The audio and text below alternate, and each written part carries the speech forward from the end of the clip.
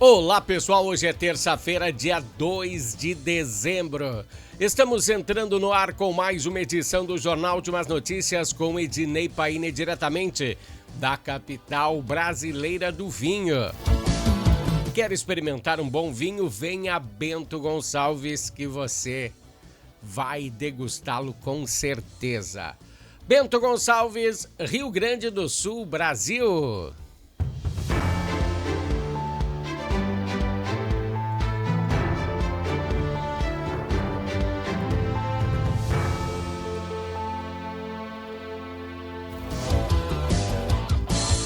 Pessoal, começamos o nosso bloco Entendendo a Política desta terça-feira falando do Supremo Tribunal Federal.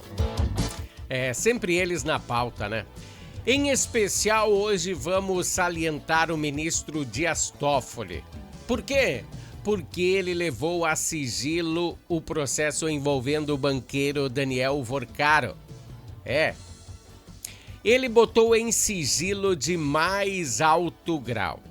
A Justiça Federal já tinha decretado a prisão dele e depois de poucos dias decretaram a soltura. Veja só como é bom ter amigos no Supremo, né? A defesa de Vorcaro está questionando aí junto ao Supremo a competência da Justiça Federal aí de primeiro grau em conduzir o processo.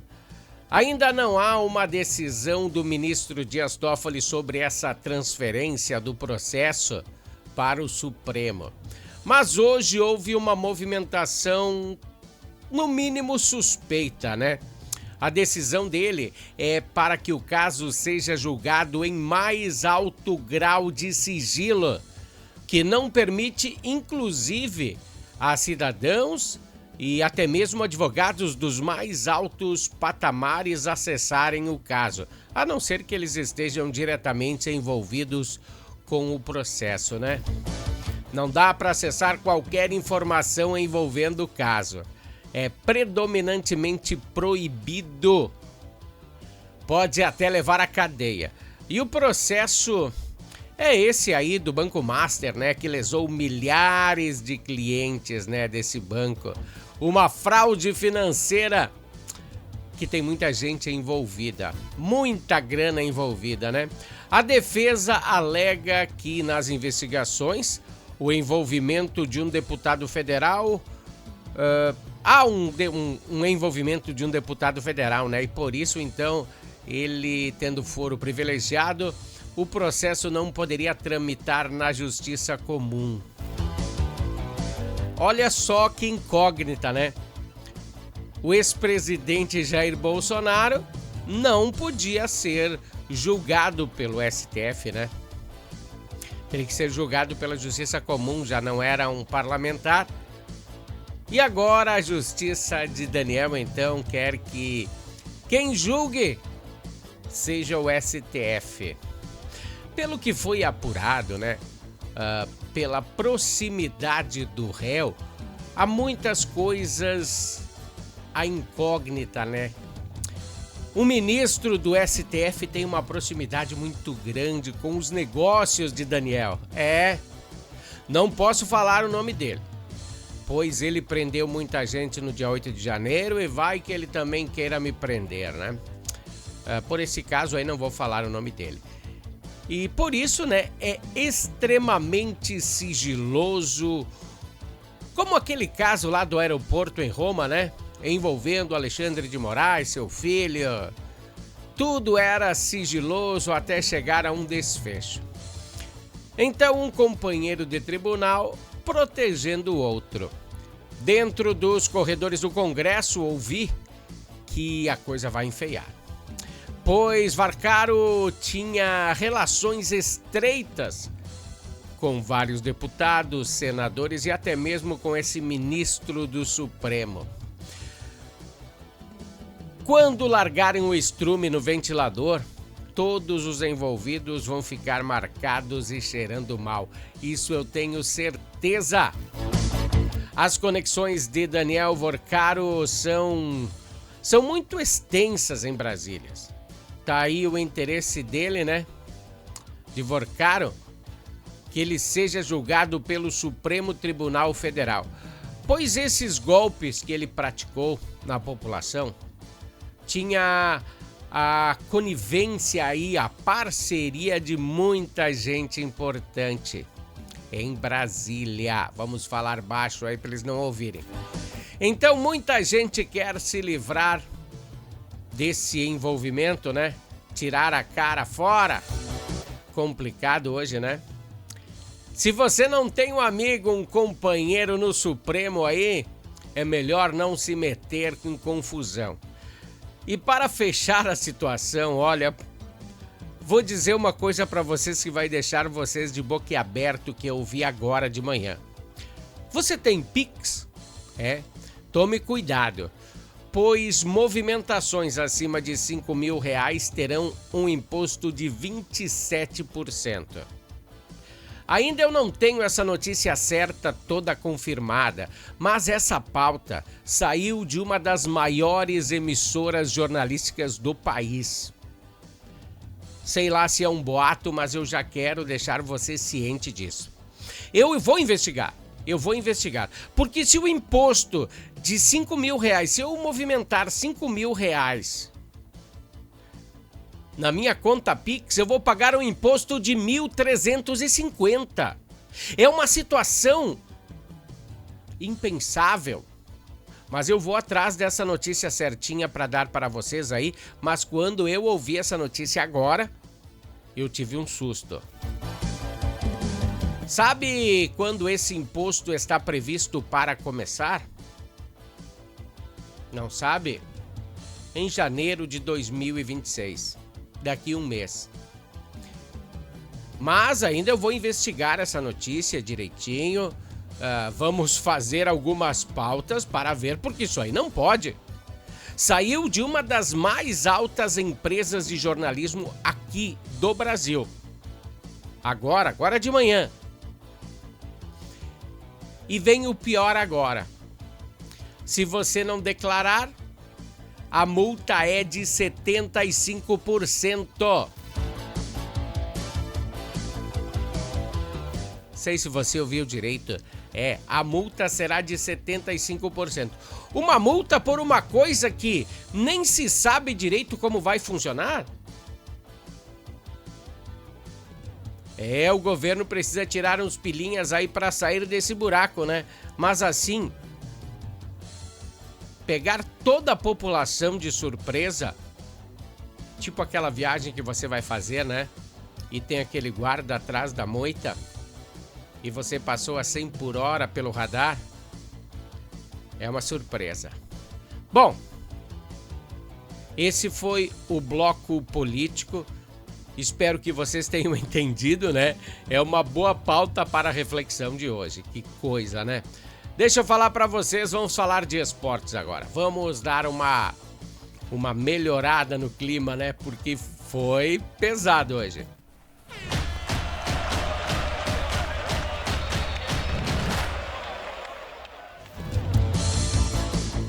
Bom. Hoje é a noite do Grêmio. A grande despedida da Arena em 2025 no Campeonato Brasileiro. Espaço reduzido. Mas o Marcelo não tinha comprado a Arena e tinha pedido que não houvessem mais shows na Arena? Sim, mas já tinha sido marcado, só para você entender, tá? Espaço reduzido, mas com ingressos esgotados. Hoje, às 21h30, a probabilidade é de casa cheia. Uma parte do estádio não estará à disposição por conta de um show que irá acontecer aí nesse final aí. E sim, a projeção é 35 mil gremistas empurrando o tricolor junto à 8ª colocação na tabela. Se o Grêmio chega à 8ª, se ganhar os dois e tiver mais alguns percalços dos jogos dos times que estão na frente do Grêmio, chega aí. Já pensou em 8º pegar uma Libertadores aí, meu amigo? Legal, né? Bom, o Grêmio não contará com Carlos Vinícius, que está de castigo, né? Suspenso. Mas terá Marlon e Kahneman, que foram liberados pelo STJD. Eles falaram demais aí em relação aos juízes, né? Foram julgados e tiveram um efeito suspensivo, aquele efeito suspensivo para que eles possam jogar. E sobre uma coisa muito importante, o patrocínio da frente da camiseta. O Grêmio tem Alfa na frente da camiseta, né? E não está cumprindo o seu bom papel de patrocinador. Então, nesses últimos 2 jogos, o Grêmio entrará em campo com outra marca master. E do lado colorado, só entrará em campo amanhã, né? Fará seus duelos decisivos. O primeiro é na Vila Belmiro, mas não é contra o Santos, é contra o São Paulo. Logística diferenciada com o novo comando de Abel Braga. Hoje à tarde no CT do Corinthians, né, que o Inter está treinando, o time será definido pelo Abelão. Ele diz que já viu qual é o problema do Inter, já detectou e já resolveu. Tomara, né? O time deve ter 3 zagueiros, 3 volantes e muito provavelmente sem Borré. Eu até falei ontem que o Borré era um dos mais cotados, né? Precisa de um centroavante. Talvez ele não esteja numa fase muito boa, mas ele é um baita jogador, Borré. Talvez seu lugar seja de Alan Patrick. Essa é a tendência na escalação aí, pelo que se foi visto lá. Escalação para amanhã. Mas a certeza mesmo só está dentro da cabecinha do Abelão, o técnico mais vencedor dos últimos tempos do Internacional. Pessoal, o nosso bloco esportivo, ele tem um oferecimento de Natal Fitness. Natal Fitness, a sua loja de acessórios esportivos. Atendemos os segmentos de caminhada, trilha, corridas, pilates, yoga, academia, paddle, beach tênis, ciclismo, natação e acessórios. Você também pode adquirir os produtos pelo site, que é natalfitness.com.br. Aqui você acha só as melhores marcas: Lacoste, Lecoq Sport Life, Natal Fitness, Santois, Body for Shoes, Wilson, Fila e Nike. Natal Fitness fica na rua Senador Joaquim Pedro Salgado, 270, ao lado do Shopping América.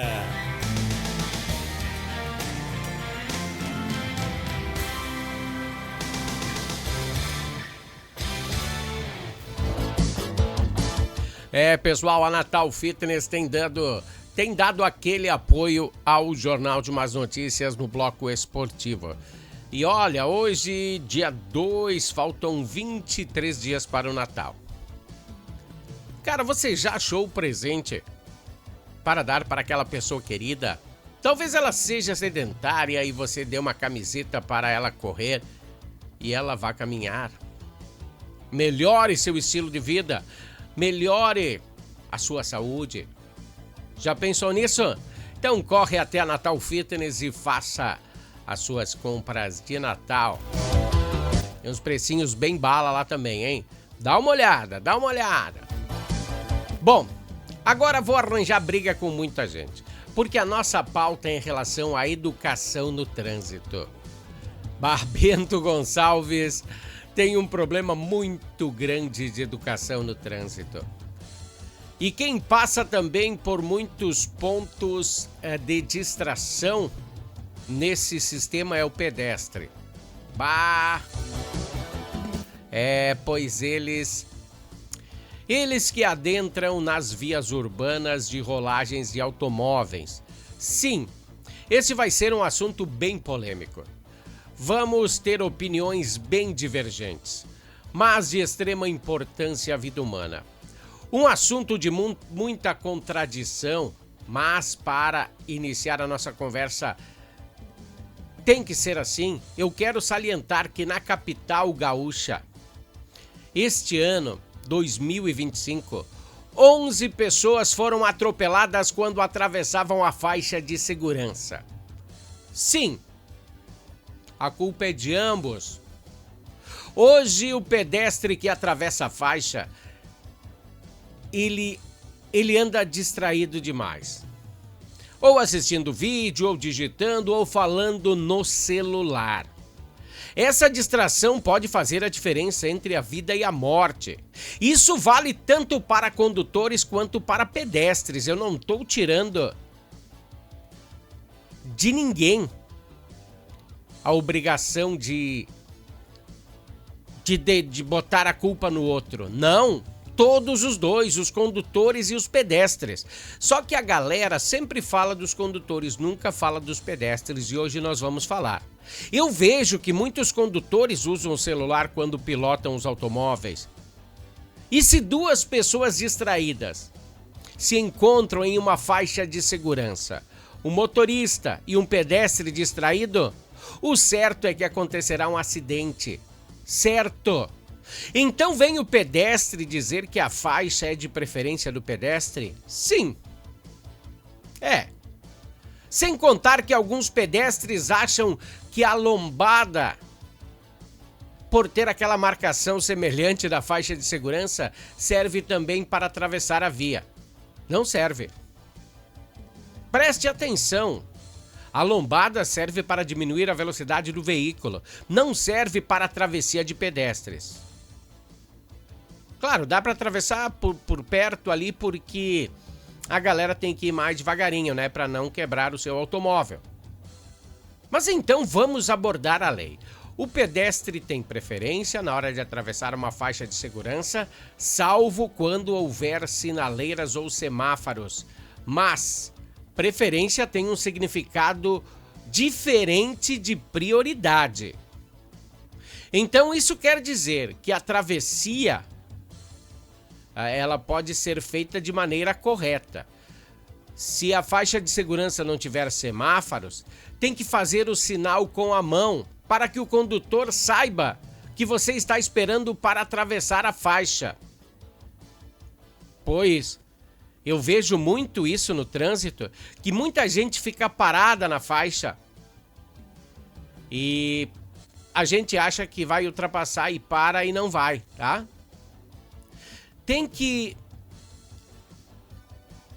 contar que se você entra de qualquer maneira na faixa de segurança, fará o motorista talvez frear o seu automóvel de maneira mais brusca e até o veículo de trás pode causar um acidente.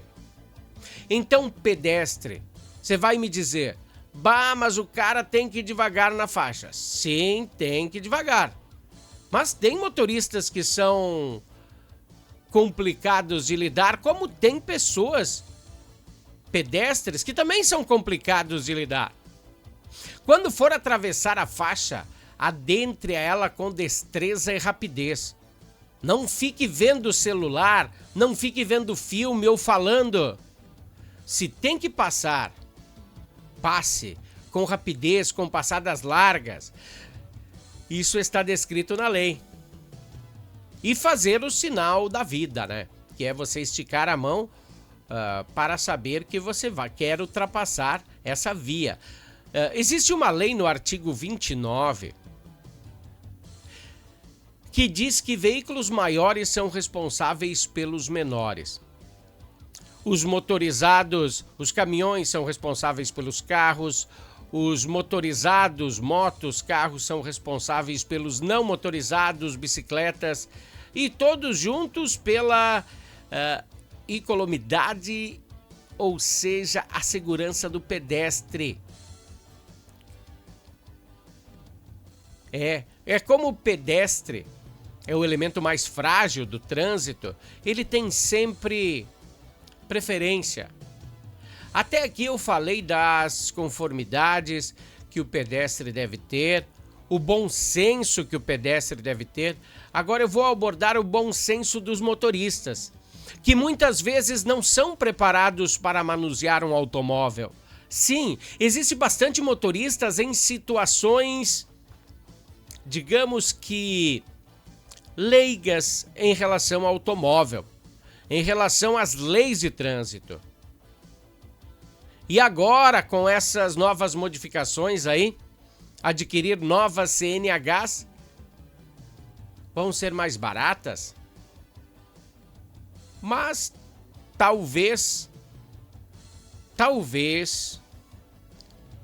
vão formar condutores com menos prática. Redução na prática de novos condutores, pois serão apenas 2 horas de autoescola, de conversa com o instrutor. Isso eu acho muito importante. As coisas vão piorar se continuar assim. Coisas importantes no trânsito, os novos condutores não vão ter aquele instrutor que, além de ensinar a dirigir, vão dar dicas importantes, até de manutenção do seu veículo. Isso nenhuma aula teórica vai te ensinar. Isso vai impactar diretamente na formação dos novos motoristas. Sim, vai melhorar o preço. Acho bem legal isso, muito legal. Extremamente legal. Extremamente bom à população. Mas será que vai impactar no controle de qualidade da formação? Pessoal, eu acho que a gente só vai ver isso com o tempo. Se os acidentes começarem a aumentar, eu acho que eles vão voltar a dar mais autoescola. Sei lá, de repente o governo podia pagar um pouquinho, né? Porque é complicado, né? A gente ter que pagar tudo isso. E como as escolas não podem... É como as escolas comuns, né? Elas não podem reprovar o aluno antes da 3ª série, mesmo que o aluno não saiba ler direito ou fazer cálculos fundamentais. Tem que avançar na série, pular uma etapa. Para quê? Então essa lei foi imposta para o Centro de Formação de Motoristas que sejam bem absorvidas todas as cadeias de adquisição de uma CNH.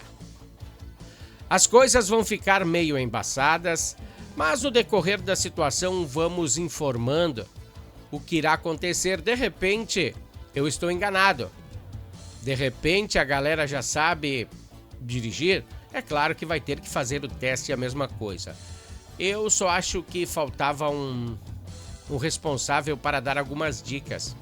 É bem importante andar dentro da lei, saber toda a cadeia evolutiva, mas você condutor e você pedestre, vocês têm que ter consciência, tá? Tem uns condutores que são desastrados, tem uns pedestres que são desastrados, mas quem sai perdendo é sempre o pedestre. Se o condutor atropela um pedestre vai ficar de cadeira de rodas. Pedestre vai ter que amputar as pernas ou os braços. Ou vai ter que ir para o hospital, sei lá. O condutor não. Vai pagar alguma coisa? Vai. Mas a vida, o preço da vida é muito maior. Tá, pessoal? Vamos passar para o bloco aí do Harmony e voltamos em seguida. Harmony Sonorizações.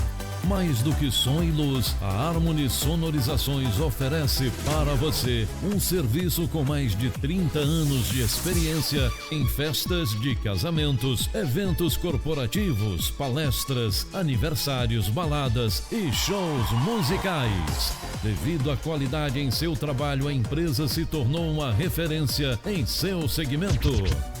Harmony Sonorizações, o som na medida do seu bom gosto. Pessoal, Harmony Sonorizações dando aquele apoio ao Jornal Últimas Notícias.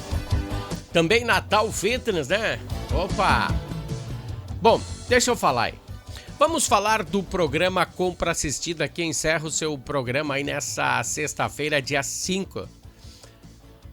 Bom, no Rio Grande do Sul, 8.000 famílias... Não, no Rio Grande do Sul não. Em todo o país, né? 8.000 famílias foram beneficiadas pelo programa do governo.